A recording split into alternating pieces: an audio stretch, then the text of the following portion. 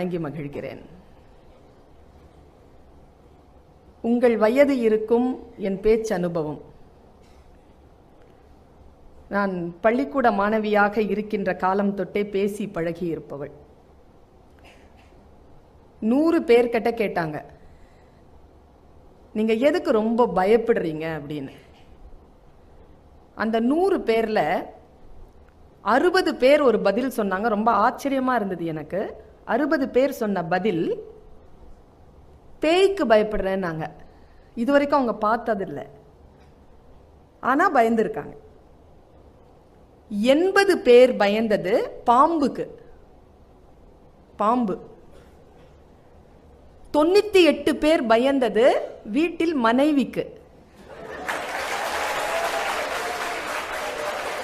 அதான் அனுபவம் இல்லாதவர்கள் கை தட்டுகிறீர்கள் என்பதுதான் எனக்கு.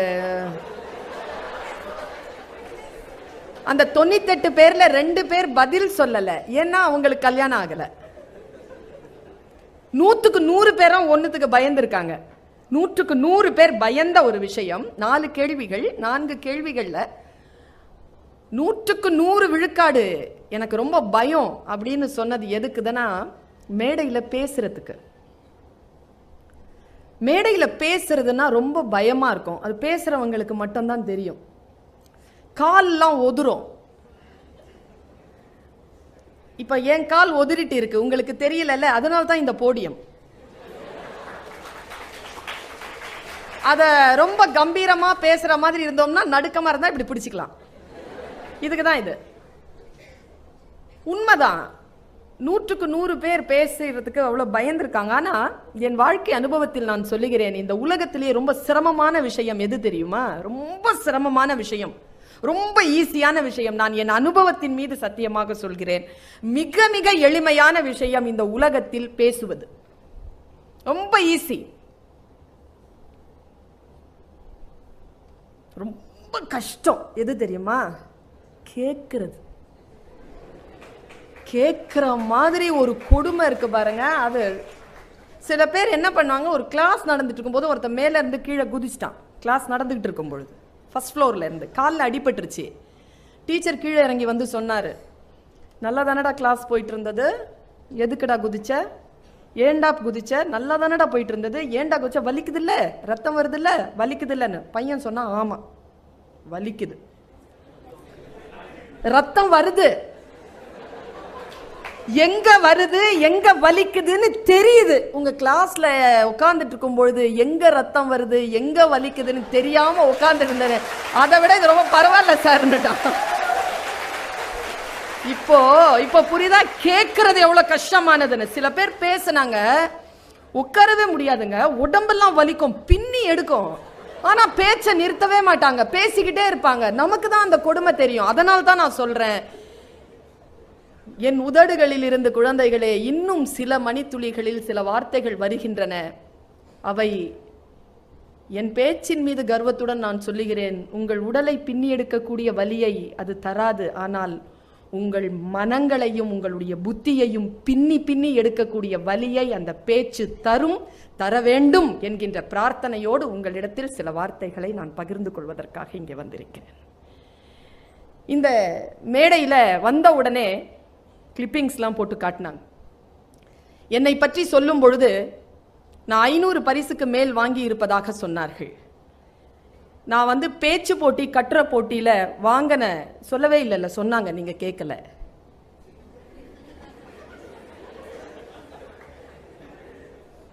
அந்த பொண்ணு எழுதி வச்சிருக்கோம், அதை வாங்கி படிச்சு பாருங்க. நான் கொஞ்சம் ஒரு மாதிரியா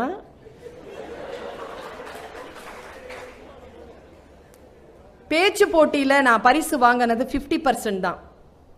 250 பரிசுக்கு மேல் நான் வாங்கினது ஸ்போர்ட்ஸ்ல. I am athletic. நல்லா ஓடுவேங்க, நான் பயங்கரமா ஓடுவேன். இப்ப விட்டாலும் ஓடிடுவேன், அந்த அளவுக்கு ஓடுவேன், நான் ரொம்ப ஓடுவேன். ஆனா ஒரு விஷயத்த சொல்றேன், பேச்சு போட்டியில பேசுறதை விட எனக்கு ஸ்போர்ட்ஸ் ரொம்ப பிடிக்கும். ஏன் தெரியுமா? பேச்சு போட்டியில பேசி முடிச்ச உடனே இங்க எப்படின்னு தெரியாது, நாங்க பேச்சு போட்டியில கலந்துக்கும் பொழுது உங்கள் பரிசுகள் ஆண்டு விழாவில் அறிவிக்கப்படும், அப்பொழுது வாங்கி கொள்ளுங்கள்னு சொல்லிடுவாங்க. எனக்கு அது பிடிக்கவே பிடிக்காது. ஸ்போர்ட்ஸ் அப்படி கிடையாது. அப்போ ஜெயிச்சா அப்பவே பரிசு தந்துருவான், அப்போ ஸ்பாட்லயே. எனக்கு அதனால ஸ்போர்ட்ஸ் ரொம்ப பிடிக்கும். ஏன் ஸ்போர்ட்ஸ் இங்க வந்து வச்சாங்க? வாழ்க்கையில் நாம் வெற்றி பெறுவதற்கான ஒரு வாய்ப்புகளை, உங்களை வந்து கொளுத்தி போடுறதுக்கான ஒரு வாய்ப்புகள் அவங்க வேற ஏதேதோ துறைகளில் வைத்திருக்கலாம். அந்த கடைசி கட்டத்தை தான் நான் பார்த்தேன். எதற்காக ஸ்போர்ட்ஸ்? நான் அனுபவிச்சு சொல்றேன். நீங்க எப்படின்னு எனக்கு தெரியாது. லைப்ரரியையும் கிரவுண்ட் விளையாட்டு திடலையும் மிக சரிவிகிதத்தில் பயன்படுத்தியவள் நான். சாதாரணமா கிரவுண்டுக்கு போறவன் லைப்ரரிக்குள்ள போக மாட்டான், லைப்ரரிக்கு போறவன் கிரவுண்ட் பக்கமே வரமாட்டான். ஆனால் எனக்கு இந்த இரண்டு அனுபவங்களும் ஆழமாக உண்டு. அதனால் நான் சொல்லுகிறேன், ஒன்று நம்முடைய புத்தியை தீட்டுகிறது, இன்னும் ஒன்று நம் உணர்வுகளையும் உடலையும் தீட்டுகிறது. நீங்க ஒரு புத்தகம் படிக்கின்ற பொழுது உங்களுடைய முழு கான்சென்ட்ரேஷன் இல்லாம ஒரு புக்கை வாசிக்க முடியாது. அதே போல ஸ்போர்ட்ஸ் அப்படிங்கிறது வந்து உங்களை 100% நீங்க கொடுக்காம அந்த ஸ்போர்ட்ஸ்ல வர முடியாதுங்க. நீங்க 100% வேற எந்த நினைவும் உங்களுக்கு இருப்பதற்கு வாய்ப்பே கிடையாது. 50-50 கூட கிடையாது. இந்த புக்கை எழுதும்பொழுது கூட நீங்க வந்து செல்போன்ல ஏய் மச்சான் என்னடா பண்ற, படிச்சுட்டு இருக்கேன்டா, அதுவும் நீங்க மெசேஜ் பண்ண முடியும். ஆனா ஸ்போர்ட்ஸ்ல ஓடிக்கிட்டு இருக்கும் போது எவனுக்கும் திரும்பி பார்க்க முடியாது, எதையும் மெசேஜ் பண்ணிட முடியாது. 100% அதுல நீங்க கொடுத்தாகணும். நான் அதுல இருந்து ஆரம்பிக்கிறேன், இந்த ஸ்போர்ட்ஸ்ல இருந்து நான் ஆரம்பிக்கிறேன். இதை எப்படி நான் உங்களிடத்தில் பேசுவது? நான் ஏற்கனவே வேற மைண்ட் செட்ல வந்த, ஆனா இந்த ப்ரோக்ராம் பார்த்தவுடன் உங்களுடைய மைண்ட் செட் வேற மாதிரியா இருக்குன்னு உடனே என்னுடைய பேச்சினுடைய தளத்தை நான் மாற்றுகிறேன். நான் யோசிச்சு பார்க்கிறேன். இந்த ஸ்போர்ட்ஸ்ல உங்களை நீங்களே 100 விழுக்காடு தருவது என்பது வாழ்க்கையில் எத்தகைய மாற்றத்தை உங்களுக்கு தரும்? ஸ்போர்ட்ஸ்ல மட்டும் 100% இருக்கிறது இல்லை. அது ஒரு ஸ்ட்ராட்டஜி, அது ஒரு உத்தி. நீங்க ஒரு பறவையை பார்த்துருக்கீங்களா? எனக்கு அப்சர்வேஷன் அதிகம், எல்லாத்தையும் பார்த்துக்கிட்டே இருப்பேன் நான். அப்சர்வேஷன் அதுதான் இந்த உலகத்தை வெல்வதற்கான, உலகத்தில் அந்த துறையில் நான் ஜெயிப்பதற்கான என்னுடைய மிக ஆழமான ரகசியம் வேறு எதுவுமே கிடையாது. அப்சர்வேஷன், கான்சென்ட்ரேஷன், என் மைண்ட் செதறாம பார்த்து கொள்வதற்கான பயிற்சி. ஒரு பறவை பறக்கிறது எப்பாவது பார்த்துருக்கீங்களா? எல்லாரும் பார்த்துருப்போம். ஸ்லோ மோஷன்ல பார்த்துருக்கீங்களா? பீட்ல இல்லைன்னா உங்களுடைய நெட்ல ஏதாவது இருந்துச்சுன்னா ஸ்லோ மோஷன்ல ஒரு பறவையை பாருங்களேன். ஒரு பறவை எப்படி பறக்குது அப்படிங்கிற ஸ்ட்ராட்டஜி தெரிஞ்சிருச்சுன்னா உங்களுக்கு ஸ்போர்ட்ஸ் ஸ்ட்ராட்டஜி தெரிஞ்சிடும், வாழ்க்கையில ஜெயிப்பதற்கான ஸ்ட்ராட்டஜி தெரிஞ்சிடும். ஒரு பறவை என்ன தெரியுமா செய்யும்? முதல்ல ஒரு கிளையில உட்கார்ந்து இருக்கிற பறவை அது பறக்கணும்னு முடிவு பண்ணிடும். ஜஸ்ட் அதை அப்சர்வ் பண்ணுங்க. நீங்க இந்த ஸ்போர்ட்ஸ்ல நீங்க எதை பார்த்தீங்கன்னு தெரியாது, ஆனா ஒவ்வொரு ஸ்போர்ட்ஸ் மேன் இதுல வரும்போதும் ஒவ்வொரு ஸ்போர்ட்ஸ் மேனுடைய கண்களையும் தான் நான் பார்த்து கொண்டிருந்தேன்.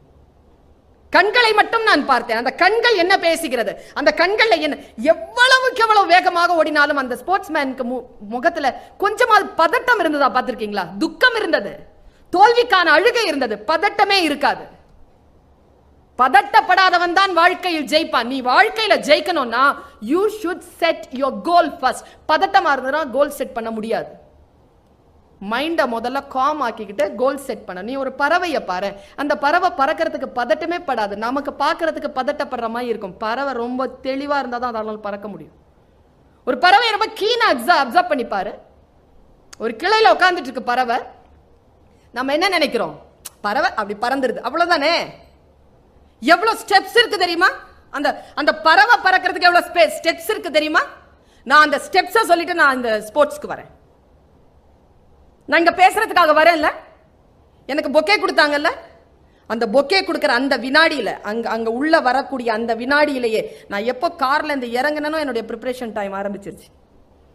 அதுக்கு முன்னாலே ஆரம்பிச்சிருச்சு. நான் கார்ல ஏறி காலேஜ்ல உட்காரும் பொழுதே ஆரம்பிச்சிருச்சு. பட் அது அப்படியே தீவிரம் அடைஞ்சிட்டே வந்தது. மேடம் ஏதோ என்கிட்ட பேசுறாங்க, நான் உங்ககிட்ட பேசிட்டு இருக்கேன், பட் மைண்ட் எல்லாம் வந்து வேற மாதிரி தான் இருக்கு என்கிட்ட. என்னுடைய ப்ரிப்பரேஷன் வேற. ப்ரிப்பரேஷன் இல்லாம இந்த ஸ்டேஜ்ல வந்து நிக்க முடியாது, ஏனோ தானோ வந்து பேசிவிட முடியாது. அந்த ப்ரிப்பரேஷன் அந்த பறவை கிட்ட பாக்குறேன். எல்லாரும் சொல்லுகிறார்கள் பறவைக்கு 3 அறிவு, 4 அறிவு, விலங்குகளுக்கு 5 அறிவு, மனிதனுக்கு 6 அறிவு. இதை எந்த பறவையோ மிருகமோ இதுவரைக்கும் ஏற்றுக்கொண்டதே கிடையாது. மனிதன் தான் சொல்லிக் கொண்டிருக்கிறான், நாம பார்த்ததே கிடையாது. இந்த பறவையினுடைய பார்வை வேறு. ஒரு பறவை அப்படி உட்காருதுங்க, அது பறக்கணும்னு முடிவு பண்ணுது. ஜஸ்ட் அப்சர்வ் பண்ணுங்க. முதல்ல என்ன தெரியுமா பண்ணும்? அது தன்னுடைய கிளையில உட்கார்ந்துட்டு இருக்குல்ல, ரொம்ப மைனூட்டா போட்டு பாருங்க. கிளைய முதல்ல தன்னுடைய கால்களை முதல்ல அந்த கிளையில ஏற்கனவே இருந்ததை விட இறுக்கமா பிடிக்கும். எவ்வளவு ஐரானிக்கல் பாருங்க. நீ பறக்க தானே போற, நீ ஏன் கிரவுண்டை இறுக்கமா பிடிக்கிற? விட்டுடு, பறக்க தானே போற, ஏன் கிரவுண்டை பிடிக்கணும்? நீ கிரவுண்ட் ரியாலிட்டி, நீ உன்னுடைய கிரவுண்ட் ரியாலிட்டியை கரெக்டா தெரிஞ்சுக்கலனா உன்னால உன்னுடைய கோல் செட் பண்ணிருக்கே அங்க பறக்கவே முடியாது. ஃபர்ஸ்ட் உன்னுடைய கிரவுண்ட் ரியாலிட்டி அது பிடிச்சுக்கோங்க இறுக்கமா.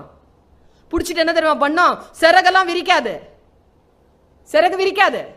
பிடிச்சிக்கிட்டு உடம்புல ஒரு சின்ன ப்ரிப்பரேஷன் ஆரம்பிச்சு தன்னுடைய வயிறு இருக்குல்ல, வயிறு, அந்த வயிற்றை கரெக்டா தன் காலுக்கு அடியில் அப்படி அழுத்தவங்க. ஒரு ப்ரெஷர் கொடுக்கும். ப்ரெஷர் கொடுத்துட்டு அப்புறமா சிறக விரிக்கும். கான்ஃபிடன்ஸ். சிறக விரிச்சதுக்கு பிறகு மறுபடியும் என்ன பண்ணும்? அந்த வயிற்றை மொத்தமான அந்த உணர்வுகளை மொத்தமா கொண்டு வந்து அந்த சின்ன வயிற்றுல போட்டு ஃபுல்லா கீழே அழுத்தோங்க. அழுத்திட்டு கிரவுண்டில் அந்த கிரவுண்டை மெதுவா விடும். மெதுவா விடுங்க. அப்படி அது விடுறதும் அந்த சிறகு விரிகிறதும் சைமல்டேனியஸா நடக்கும். விட்டுட்டு அந்த பிரஷர் இருக்குல்ல, அது இன்னொரு வாட்டி ஒரு சின்ன அப்படி பிரஷர் கொடுத்த உடனே அது பறந்துருங்க. நான் இது அப்படியே பார்க்கிறேன். இந்த போல் வாக் பார்த்துருக்கீங்களா? கையில உயரம் தாண்டுதல் அது இருந்ததுன்னா ஸ்லோ மோஷன்ல போட்டு காட்டுங்க. இங்க நிறைய விஷயங்கள் ஸ்லோ மோஷன்ல போட்டு காட்டினேன். நான் எடிட்டிங்ல உட்காந்தேன்னா ஸ்லோ மோஷன்ல வேற பாயிண்ட்ஸ் கொடுத்துருப்பேன். நான் அவனுடைய ஸ்லோ மோஷன் எங்க இருக்கணும்னு சொல்லிட்டு நான் சொல்லியிருப்பேன். அதான் மோட்டிவேஷன். அவன் வருவாங்க. அவன் ஒலிம்பிக்ல ஜெயிச்சவனை பாருங்க, ஹை ஜம்ப் அப்படி அந்த இதுல வந்து இருக்காங்க, அப்படி தாண்டுவான். அந்த அந்த கம்பை வச்சுட்டு அப்படி தாண்டுவான். அவனுடைய ப்ரிப்பரேஷனை பாருங்க. அப்படியே பறவையினுடைய ப்ரிப்பரேஷன். என்ன கீன் அப்சர்வேஷன், என்ன கான்சென்ட்ரேஷன். கான்சென்ட்ரேஷன் இல்லனா உன்னுடைய வாழ்க்கையில் உன் இலக்கை நீ அடையவே முடியாது. அடிப்படை கான்சென்ட்ரேஷன் ஒண்ணால உன்னுடைய கான்சென்ட்ரேஷன் சிதறதுக்கு ஒரே ஒரு விஷயம் பண்ணா போதும். யாராவது ஒருத்தங்க லேட்டா இந்த ஹவைக்குள்ள நுழைஞ்சி அப்படி மேடைக்கு வந்து அந்த ஓரத்தில் உட்காந்துட்டா போதும். இந்த வைத்தால கத்திட்டு இருக்கிறேன் நான். இந்த பேச்செல்லாம் தனி, அவங்களையே பார்த்துட்டு என்ன பண்ண போறேன் அதை பார்த்து. சில பேர் கிளாஸ்ல லேட்டா வருவாங்க. இங்க எப்படி முறைன்னு தெரியாது எனக்கு. என் கிளாஸ்ல ஸ்டாண்டிங் இன்ஸ்ட்ரக்ஷன் என்னன்னா, லேட்டா வந்தா நோ எக்ஸ்கியூஸ். எக்ஸ்கியூஸே கேட்க கூடாது. சைலண்டா குற்றவாளி மாதிரி அமைதியா வந்து தலை காட்டாம பின்னால உட்காந்துடணும். மேஸ் லேட் ஆயிடுச்சு மேஸ்லாம் கேட்கக்கூடாது. ஏற்கனவே பண்ண தப்பு. Don't disturb the class. நீ வந்தனா எல்லாரும் இப்படி பாப்பீங்க. பொம்பளை பிள்ளைங்க என்ன போட்டிருக்கா, காதுல என்ன, கழுத்துல என்ன, சாப்பிட்டுருப்பாளா, வீட்டில் ஏதாவது பிரச்சனை இருக்குமா, ஏன் லேட்டு, வாங்கி கட்டிப்பாளோ, என்ன ஆச்சு, உட்காந்துட்டாளா, சார் இவன் சொல்லிட்டு இருந்திய சொல்லு அப்படின்ட்டு டீச்சரை பார்க்கறது. இவ்வளோ பேசிட்டு நான் ஒன்று சொல்லுகிறேன் குழந்தைகளே, நம் வாழ்க்கையை மாற்றக்கூடிய சொல் யாருடைய உதடுகளில் ஒளிந்து கொண்டிருக்கிறது என்று நமக்கு தெரியாது. எவ்வளவு சீக்கிரமாக அது நம் கருத்தை வந்து சேர்கிறதோ வாழ்க்கையில் மாற்றம் நிகழும். அதை தவற விடுகின்ற வாய்ப்பாக அந்த லேட்டா வரக்கூடிய ஒரு பொண்ணு ஒரு பையன் உன்னுடைய கான்சென்ட்ரேஷனை நகர்த்துவான். நான் பார்க்கிறேங்க, அந்த போல் வாக் பண்றவன் குருங்க, சொல்லிக் கொடுப்பவர்கள் எல்லாம் குருமார்கள் தானே. அப்படி வருவான், அவன் கையில் அந்த கம்பை வச்சிருப்பான். அந்த கம்பு வந்து அவனுக்கு ஒரு விளையாட்டு பொருளா இருக்கும். ஒரு விளையாட்டு பொருளா தான் கையில் எடுத்துட்டு வருவான். அப்படியே உருட்டிக்கிட்டு இருப்பான். இந்த மைக்கை நான் கீழே உட்காரும் போது தந்து பாருங்களேன், உருட்டி தான் விளையாடிட்டு இருப்பேன் நான். ஆனால் ஸ்டேஜ்க்கு வந்த உடனே நான் செட் பண்றேன்னா it's a weapon. It's a weapon for me. ஒரு சும்மா ஒரு பேனா வச்சுட்டு இருந்தா நான் பேனா விளையாடிட்டு தான் இருப்பேன் உருட்டிக்கிட்டு. பட் எப்போ என்னுடைய லெட்டர் பேடை எடுத்து வச்சுட்டு, எப்போ என்னுடைய பேப்பர் எடுத்து வச்சுட்டு நான் எழுத ஆரம்பிக்கணும், பேனா டர்ன்ஸ் டு வெப்பன். சாதாரணமா பேசிட்டு தான் இருப்பேன், சிரிச்சிட்டு தான் இருப்பேன். ஸ்டேஜ்ல வந்து நின்ன உடனே என்னுடைய நாக்கு வெப்பனா மாறும். ஆயுதமாக ஒன்றை மாற்றுவது. நான் பெண்களிடத்தில் சொல்லுகிறேன், உங்களுடைய உடல் இருக்குல்ல, இட்ஸ் a weapon. உடம்ப வெப்பனா தான் பார்க்கணும் நீங்க. அது பயன்பாட்டிற்குரிய ஒரு பொருள் அல்ல, நீங்கள் பயன்படுத்தக்கூடிய ஒரு பொருளாக வந்து வாய்த்திருக்கிறது. அதை ரொம்ப சுயமரியாதையா வச்சிருக்கணும், ரொம்ப செல்ஃப் ரெஸ்பெக்டடா வச்சிருக்கணும். அது ரொம்ப அழகியலான ஒரு விஷயம். அது ஆண்களுக்கு சொல்லுகிறேன், உங்களுடைய உடைமைகள் உங்களை வெப்பன் மாதிரி வச்சிட்டுருங்க. அவன் வருவாங்க அப்படி கையில வச்சுக்கிட்டு அதை வெப்பனா அவன் மாத்திர அந்த இடத்தை ஃப்ரீஸ் பண்ணி பாருங்க. நீங்க என்ன ஸ்போர்ட்ஸ்ல ஜெயிக்கிறது, மத்தவன் வந்து அந்த கப்பை முத்தம் கொடுக்கறதெல்லாம் பாக்குறீங்க.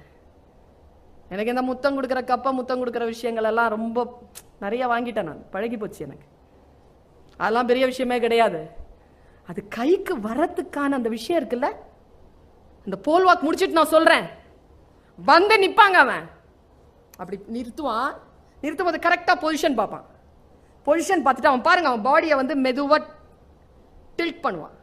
டில்ட் பண்ணிட்டு கால் ரெண்டுத்தையும், it's a preparation time, prepare பண்ணுவாங்க. ஒன்னும் பார்க்காதீங்க, அவனுடைய கண்களை மட்டும் பாருங்க, அவன் எங்க பார்க்கறான். அவன் எங்க தெரியுமா பார்ப்பான்? தன்னுடைய இலக்க பார்ப்பான். இந்த கம்பு இருக்குல்ல, கம்பு, நீங்க இன்ஜினியரிங் ஸ்டூடெண்ட்ஸ் தானே, ஜஸ்ட் கிராப் போட்டு பாருங்க. அவன் கண்ணுக்கும் கம்புக்கும் தான் இருக்குதா அவனுடைய இலக்குன்னு? கிடையாது. கம்புக்கும் கண்ணுக்கும் இலக்கு இருந்தா தோத்துருவான். கம்புக்கு மேல தெரியாத ஒரு இடம், கம்பு தெரியுது, ஆனா அதெல்லாம் வெற்றியாளர்களுடைய இலக்கு.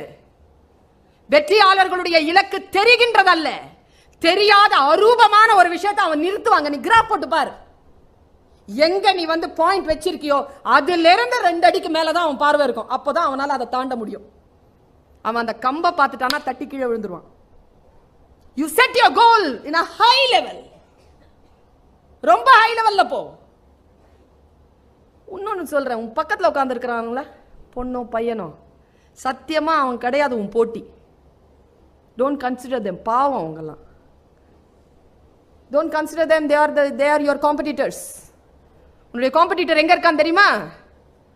அமெரிக்காவில் இருக்கிறான், பிட்ஸ்பிலானில படிச்சிட்டு இருக்கிறான், ஆஸ்திரேலியாவில் இருக்கிறான், ஏதோ ஒரு இன்னோவேட்டிவா ஏதோ ஒரு விஷயத்தை கண்டுபிடிக்க போறான். அவனை முந்திரத்துக்கு பாரு. உன் பக்கத்துல உட்கார்ந்து இருக்கிறவன் பாவம் அவன்.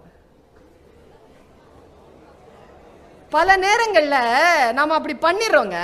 ஒருத்தன் கீழே வந்து போகணும் அப்படின்னு சொல்லிட்டு பவளப்பாறையை தேடி போகணும்னு ஒருத்தங்கிட்ட பர்மிஷன் கேட்டிருக்கான். அவன் சொன்னா ஒரே ஒரு இதுதான் இருக்கு, எக்யூப்மெண்ட் தான் இருக்குது, அதனால 2 பேர்ல காம்படிஷன் வைக்கிறேன், ஒருத்தன் ஜெயிச்சுட்டா மூச்சு பிடிங்க, எவ்வளவு நேரம் மூச்சு பிடிக்க முடியுதுன்னு பாருங்க. ஒருத்தன் தம் பிடிச்சான், 3 நிமிஷம் பிடிச்சான் மூச்சு, இன்னொருத்தர் 260ல 248ல முடிச்சிட்டான்.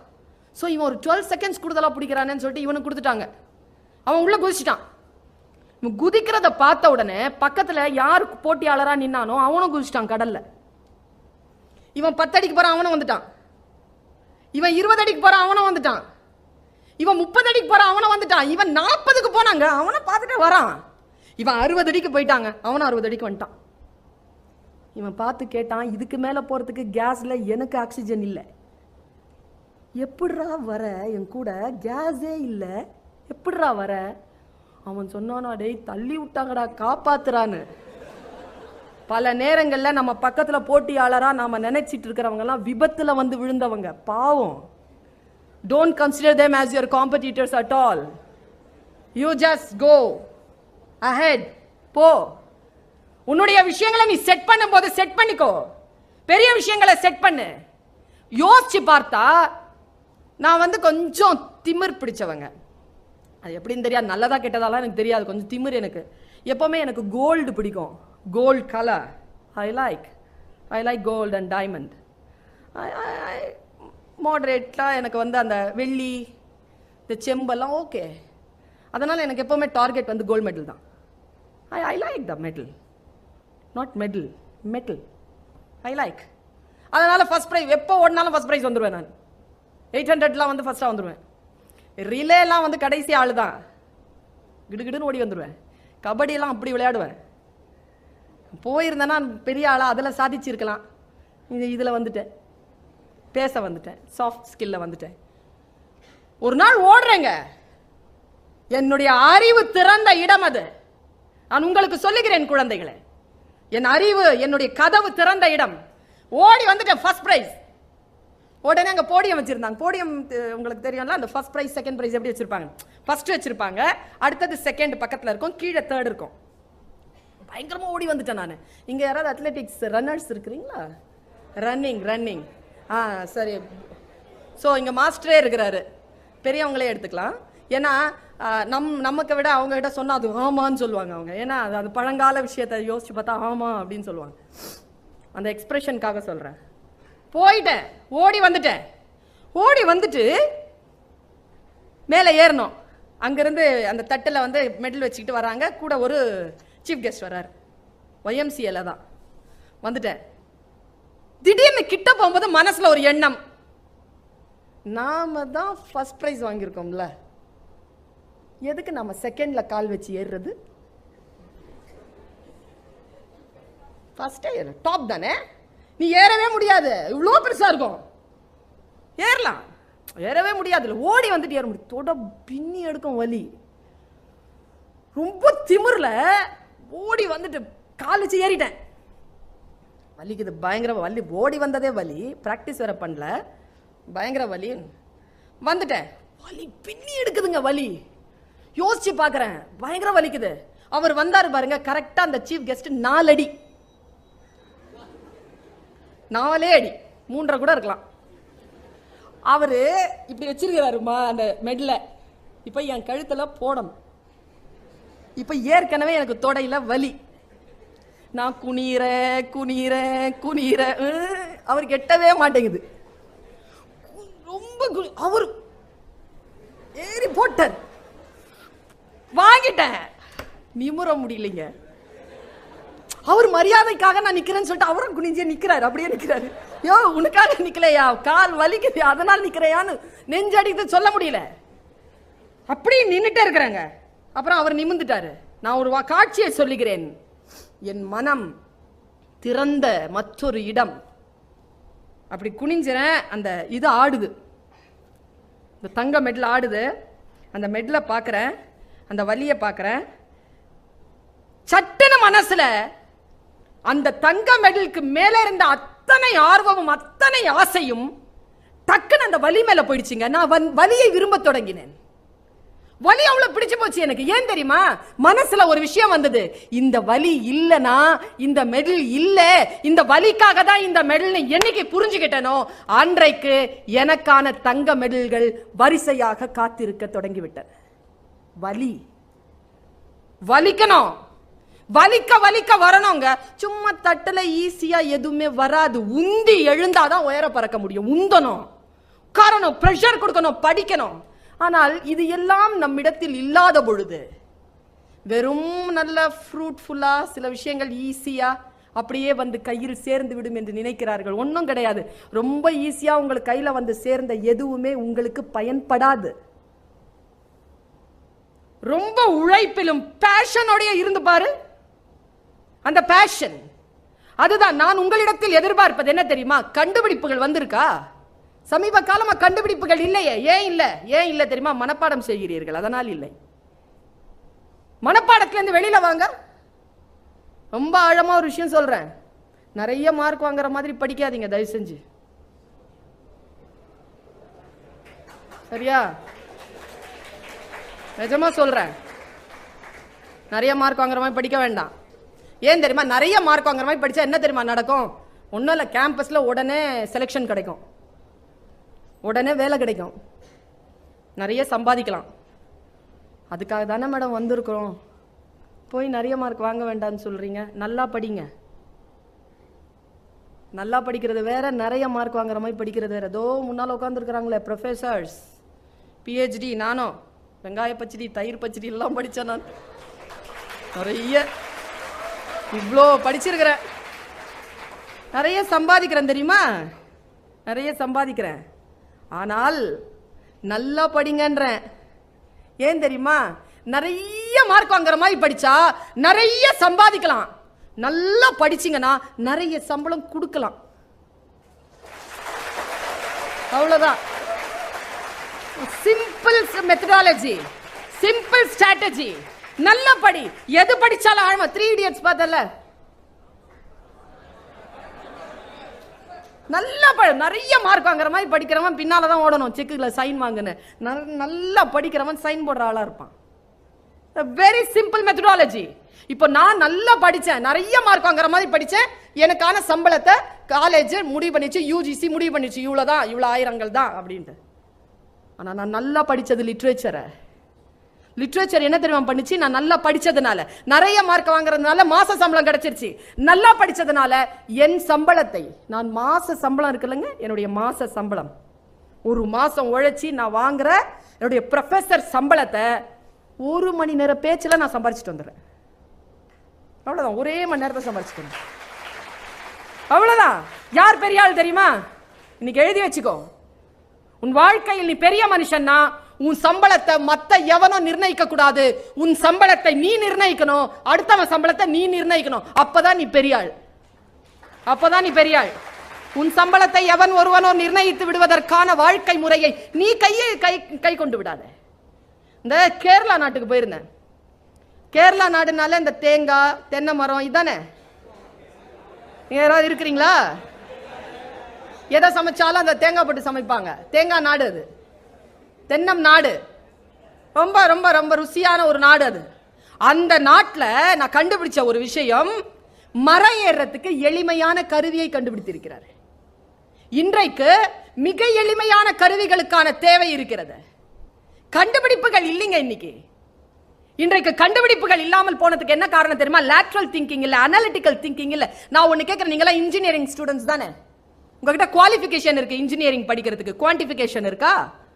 உங்களுக்கு குவான்டிஃபிகேஷன் என்னன்னு தெரியுமா? நான் கேட்கிறேன், இங்க இருந்து அடையார் போகணும், எவ்வளவு நிமிஷத்துல போலாம்? டக்குன்னு யார் சொல்றீங்க பாருங்க.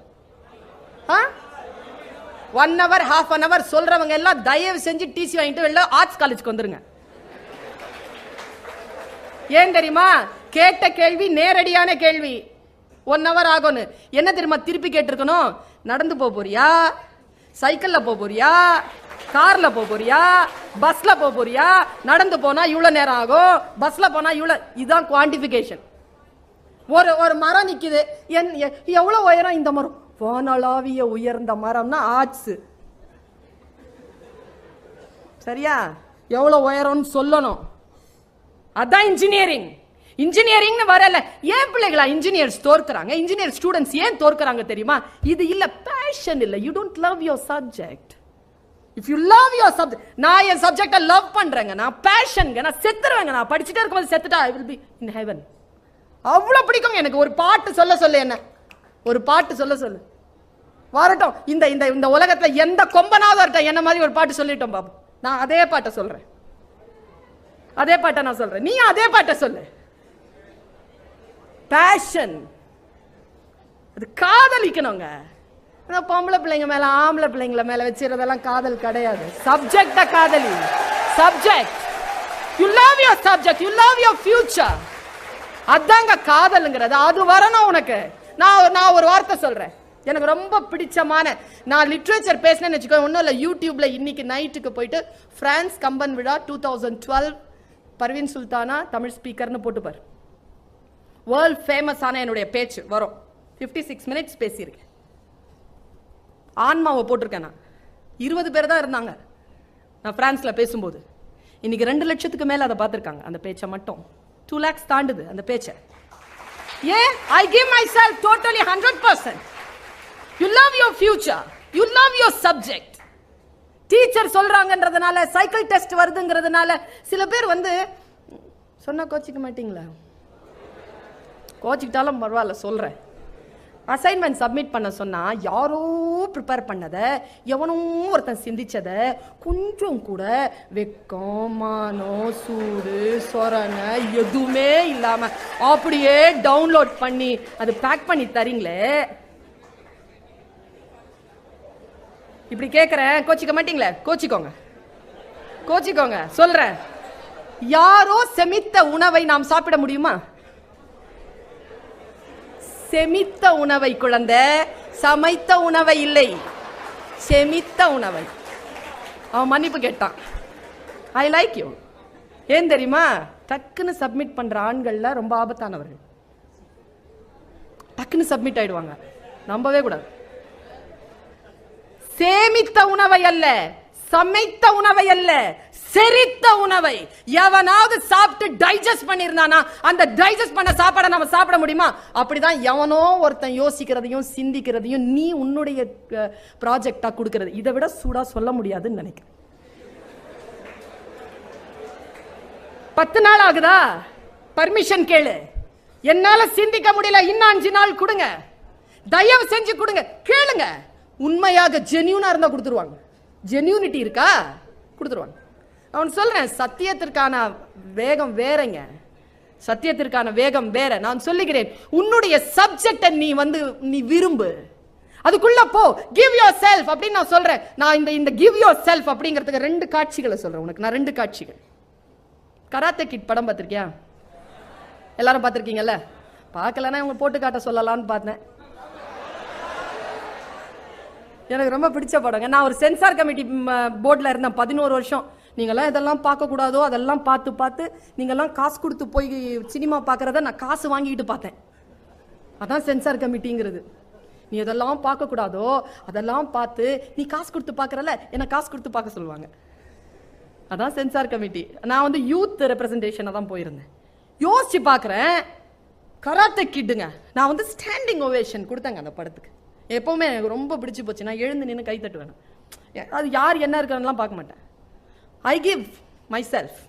நான் வந்து உணர்ச்சி பூர்வமாக அறிவுபூர்வமாக நான் இருக்கும் பொழுது ஐ டோன்ட் சி. நான் எழுந்திரிச்சு எனக்கு I live my life totally 100%. அதில் ஒரு 2 காட்சி சொல்கிறேன். அவன் குரு எங்க குருவுக்கும் சிஷ்யனுக்கும் கெமிஸ்ட்ரி ஓகே ஆன இடங்க அந்த படம்.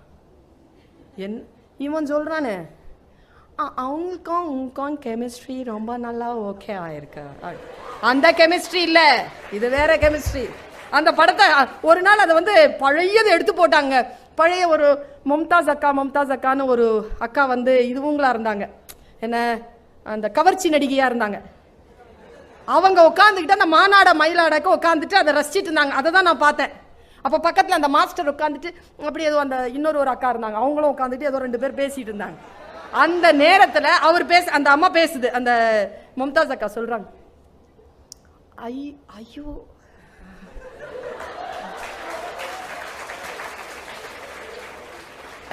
ரொம்ப ரொம்ப அழகா நல்லா தமிழ் பேசுற பொண்ணு, அது ரொம்ப நல்லா தமிழ் பேசும், ரொம்ப ரொம்ப அழகா ஆனிங்கோ.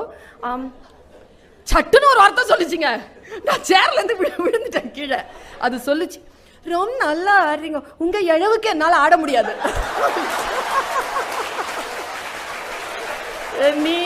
நான் யோசிச்சேன், அவங்க இழவுக்கு நீ எதுக்கு போய் ஆட போற? அதாவது அளவுக்கு ஆட முடியாதாமா, அவங்க அளவுக்கு ஆட முடியாது. அதான் உனக்கு எது தெரியலையோ தெரியலன்னு சொல்லு, எது தெரியுதோ அதை தெரியுதுன்னு சொல்லு. எந்த விஷயத்துல உன்னுடைய வாழ்க்கையில் நீ இதுல முரண்பட்டு இருப்பியோ, இதுல பொய்யா இருப்பியோ, எப்படி வாழ்க்கையில முன்னேற முடியும்? நான் நேரடியா பார்த்து எழுந்து நின்று கை தட்டின ஒரு அட்வர்டைஸ்மெண்ட்டை சொல்றேன், ஒரு படத்தை சொல்றேன். நான் ஒரு படத்துக்கு எழுந்து நின்று கை தட்டினது கராத்தே. அந்த 2ங்க, Jackie Chan is a master, master is a master. அந்த மாஸ்டர் வந்து அந்த பையனை கூட்டிட்டு போவாங்க. அவன் என்ன மாதிரி இருப்பான், அந்த 12-13 வயசு பையன். அப்படியே நடந்து போவாங்க மேல. ஒரு சின்ன நான் நினைவுபடுத்துறேன், எல்லாரும் பார்த்துருக்கீங்கன்றது நான் நிறைவுபடுத்துறேன். பாம்பு கிடையாது, நினைவுபடுத்துறேன். ஒரு பாண்ட் இருக்கும். Master, what is this master? அவன்லாம் கண்டுக்கவே மாட்டான். நீ ஏன் கண்டுபிடி. குருனா அப்படிதாங்க இருக்கணும். இது சில்ட்ரனுக்கு மட்டும் சொல்றது இல்லை, நமக்கும் தான். குருனா அப்படிதான் இருக்கணும். குச்சி வச்சுக்கிட்டு படி சொல்லு புரிஞ்சுக்கோ, ஏய் வச்சுக்கிட்டா மஞ்சனம் பண்ற வரலப்பா, தெரியாதுப்பா, தெரியாது, அதை புரிஞ்சுக்கணும்ல. குழந்தைகள் தானே. அவன் மாஸ்டர்னா மாஸ்டருங்க, அவன் தாங்க மாஸ்டர். டீச்சருக்கும் குருக்கும் மாஸ்டருக்கும் என்ன வித்தியாசம் தெரியுமா? குரு டீச்சருங்கிறவன் ஆசிரியன், குற்றங்களை களைபவன். குரு என்பவன் இருளை விளக்குபவன். கு என்றால் இருள், ரு என்றால் விலகுதல். இருளை விளக்குபவன் குரு, வழிகாட்டுபவன் ஆசிரியன், வாழ்ந்து காட்டுபவன் குரு. வாழ்ந்து காட்டும், அவன் வாழ்ந்து காட்டின ஒரு குரு. அவனை நான் பார்த்துட்டே இருந்தேன். ஒரு நாளாவது இந்த மாதிரி குருவா நம்ம இருந்துட மாட்டோமா? நம்மளை நம்பி வர குழந்தைகள் கிட்ட நம்ம இந்த மாதிரி பேசிட மாட்டோமா? அவன் சொல்ல, வாட் இஸ் திஸ் மாஸ்டர் அப்படிமா. என்ன சத்தியம் இருக்கும் தெரியுமா அந்த குருவுக்கும் சிஷ்யனுக்கும் நடுவுல? அவன் எதை சொன்னாலும் இவன் செய்வாங்க. இவன் எதை செய்யறானோ அதை அவன் சொல்லுவாங்க. இவனால் செய்ய முடியாது என்று எங்க இவன் கையை விட்டானோ அங்க அவன் நிப்பாங்க. அப்படி ஐ வாண்ட் டு ஃபைட் அப்படிம்பா. why I fear still அப்படி. வாடா, உன்னுடைய பயத்தை விளக்குறதுக்காக ஆடுறா நீ, நீ ஜெயிக்கிறதுக்காக இல்லடா. இதுதான் குரு, இதுதான் குரு. மனசை வாசிப்பான் அவன். அந்த குழந்தை கேட்கும், ஒரு பாண்ட் இருக்கும், கேட்கும், master what is this master அப்படி பார்ப்பான். மறுபடியும் சும்மா, master what is this? That is the purest water under the sky, try to drink it. நம்மள மாதிரி குடி குடி சொல்ல மாட்டான், ட்ரை டு ட்ரிங்க் இட்.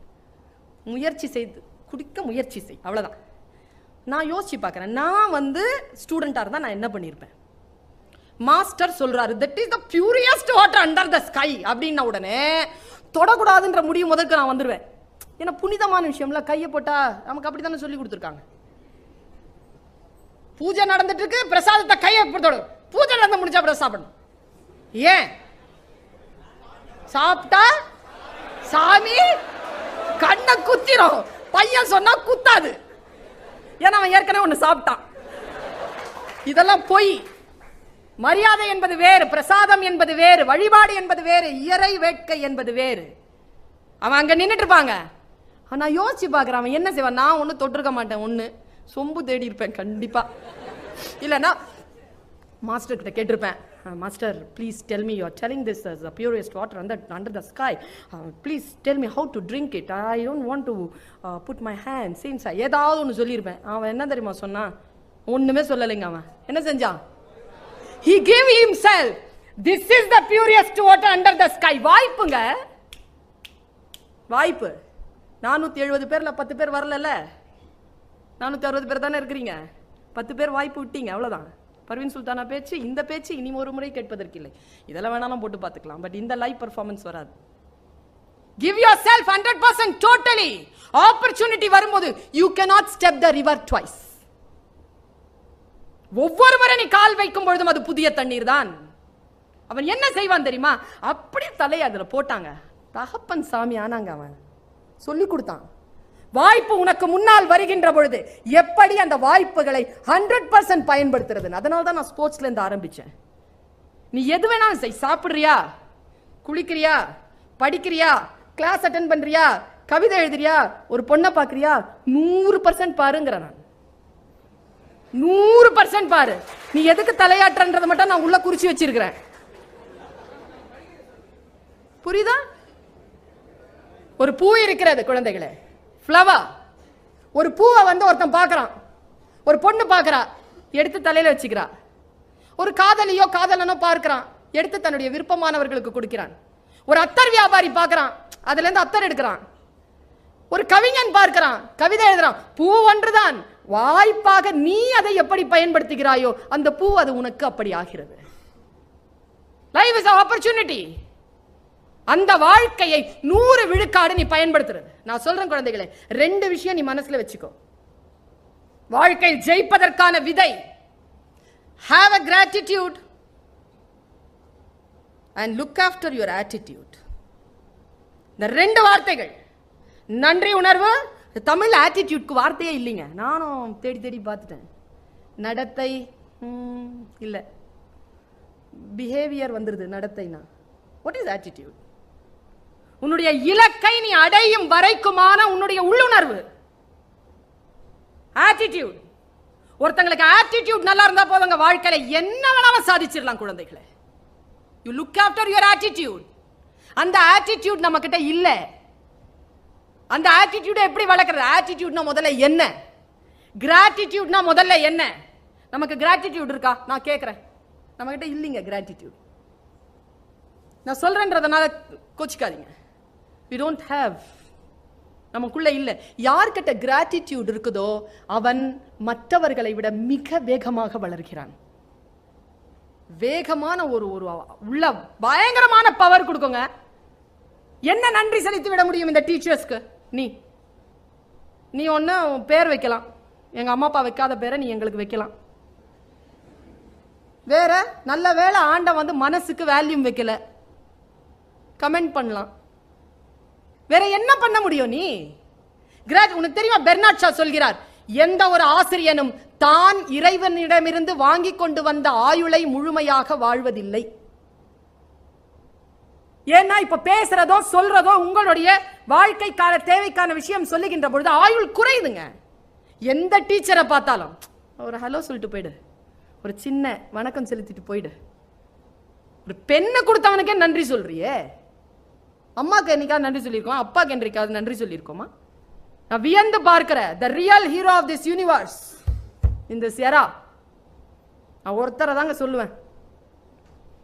நீங்க சொல்றீங்களே சினிமால பாவங்க, அவங்கெல்லாம் உண்மையிலே பாவம். இங்க கூட்டிட்டு வந்து இங்க இருந்து கீழே இறங்க சொல்லு பாப்போம். காலே கீழே வைக்காம பறந்து பறந்து அடிப்பாரு. அவரை கூட்டிட்டு வந்து இங்க நிக்க வச்சு அப்படி குதிக்க சொல்லு பாப்போம். ஏங்க உண்மையா ஒருத்தன் குதிக்கிறான், அவனுக்கு பேர் டூப்பு. உண்மையா ஒருத்தன் குதிக்கிறாங்க, அவனுக்கு பேர் டூப்பு. குதிக்கிற மாதிரி நடிக்கிறவன் ஹீரோ. அவன் பேர்ல வந்து சட்டை போட்டுக்கிறது, அவன் பேர்ல கொண்டை வச்சுக்கிறது, அவன் பேர்ல குச்சி சொருகிக்கிறது. What is this? I'll tell you who is the real hero of this universe. I'll tell you the real hero. I'll introduce him now.